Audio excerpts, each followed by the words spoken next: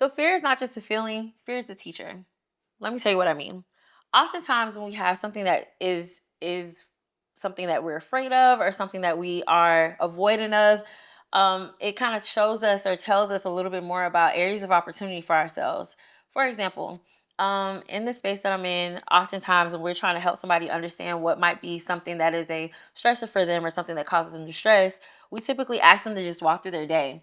And when we're talking about things like they do as far as like things that they avoid or things that they have to do some type of alternative action around, or whether it be I have to check or I have to seek reassurance for it or I have to ask somebody additional questions for, it helps us to understand a little bit more about, okay, so this might be a trigger for you, right? And oftentimes this fear is going to evoke us to avoid or evoke us to stay away from us. But the real way that you fight it is to do the thing anyway, right? Whatever the fear is, when it's an indicator, that feeling of fear, this thing that I'm afraid, okay, if this is something that's making me afraid, then this is something that I might need to lean into. If this is something that I'm avoiding, then this is something I might need to lean into. You might be asking, like, okay, I don't know how. Like, it's not that I don't realize that this is a problem. I don't know what my first steps are around this. So let me help you understand this. The first thing is you want to look at the full cycle of what's happening, right? So you get introduced to a certain thing. What are you telling yourself about the thing when it happens? Are you telling yourself like this always happens? Are we using absolutes like I'm never going to be able to get over this? Am I looking at my family, my history, and telling myself that because all these other things, am I getting to a point of acceptance? Well, this is just the way my life is. As soon as you agree with the fear, you're stuck there.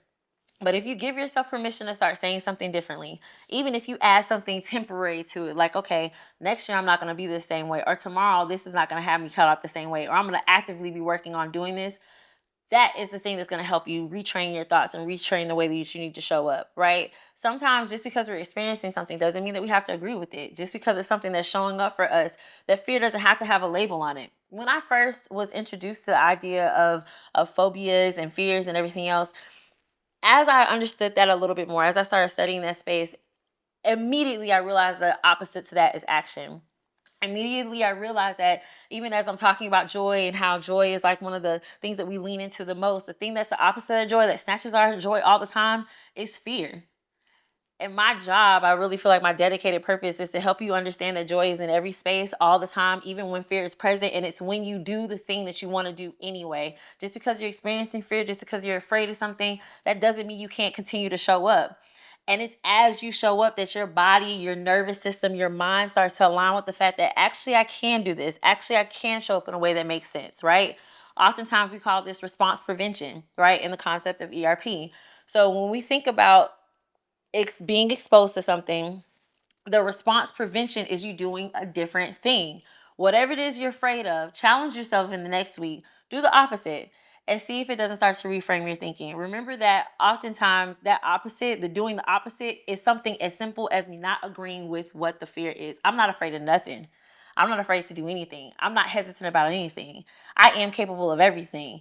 And the more you lean into that space, even when you lean into the anything is possible, anything can happen for me, that in itself is response prevention. Leaning into that, lean into those words, lean into how I'm even talking about my situation and watch how it transforms you.